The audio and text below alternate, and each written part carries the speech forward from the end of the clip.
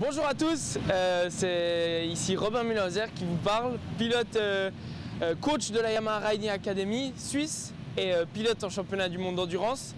On va voir les bases des positions statiques, on va dire, pour rouler sur circuit. Ce que j'enseigne à mes clients qui viennent pour la première fois sur circuit, quelle position adopter. Donc, dans un premier temps, une chose cruciale, c'est vraiment le regard. Sur la route, on regarde plus facilement devant ses roues, voir s'il n'y a pas de l'huile, s'il n'y a pas un obstacle ou quelque chose.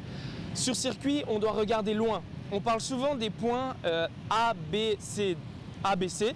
Et en fait, le A, c'est le point de freinage, le B, c'est le point de corde, donc au milieu du virage, et C, c'est le point de sortie. Donc, quand on est au point A, en général, on regarde déjà le point B. Quand on est au point B, on regarde déjà le point C.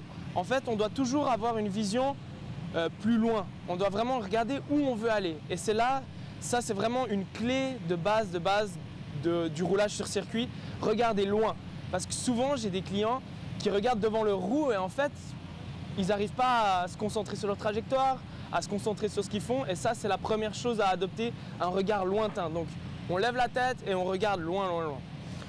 Ensuite, si on prend de nouveau ces bases A, B, C, D, ben A, c'est le point de freinage. Donc la position à adopter déjà en ligne droite, en général, on essaye sur la selle de se reculer en ligne droite un petit peu pour essayer d'être aérodynamique, donc de se baisser. Voilà, bon là je peux pas trop parce que j'ai le micro, mais de se baisser et essayer de se mettre un peu sous cette bulle pour justement pas avoir trop de turbulence du vent. Et ensuite, quelque chose qui est vraiment pas naturel au début à faire, c'est, admettons, on a un virage à droite ou à gauche maintenant. On a un virage à gauche, on arrive, on déhanche déjà les fesses, on les sort et ensuite on freine.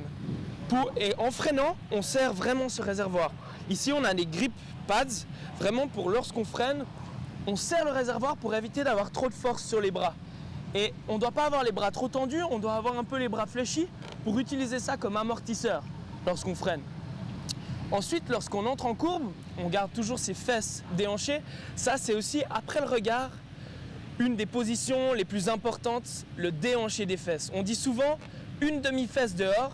Alors pour certains, au début, c'est très difficile. C'est pour ça que je les filme. En fait, de déhancher au début, c'est vraiment pas naturel. Parce qu'ensuite, on doit aussi rétrograder lorsqu'on déhanche. Et c'est vraiment pas du tout naturel. Donc, on freine, on serre le réservoir, on entre en courbe.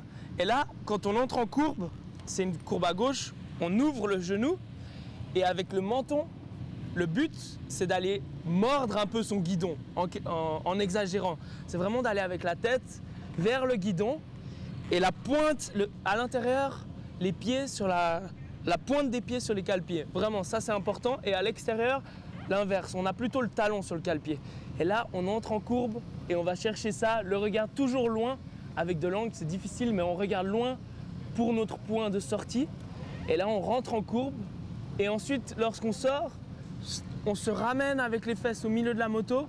Et là, on peut accélérer lorsqu'on est en ligne droite. Et on vise le prochain point de freinage. Voilà pour les bases de la position. Pour faire tourner la machine, en fait, ce qu'on ne se rend pas compte, c'est qu'on utilise énormément les jambes, en fait. Et du coup, déhancher, c'est à ça que ça va nous servir. Lorsqu'on déhanche, en fait, on met le poids sur la jambe, tout simplement. Et ça nous permet d'avoir plus de poids sur ce cale-pied à l'intérieur. C'est ce qui va nous faire tourner la machine.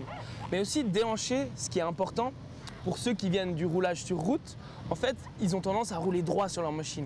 Et du coup, ils mettent énormément d'angles avec la moto. C'est là qu'on prend des risques. Lorsqu'on met les gaz sur l'angle, on a beaucoup d'angles, on prend beaucoup de risques et surtout quand on a tout le poids dans un axe.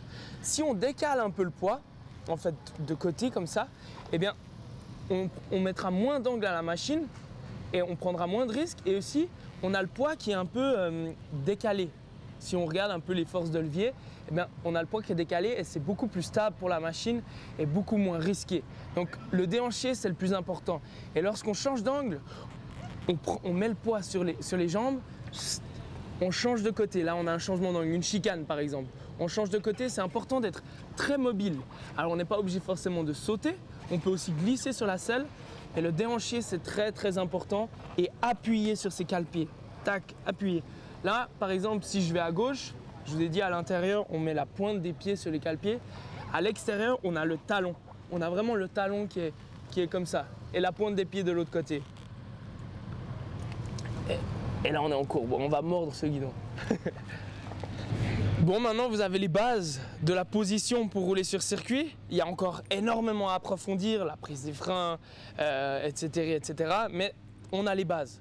On peut déjà commencer notre première session ensemble et je vais vous filmer, on va voir si vous faites la bonne position, ok?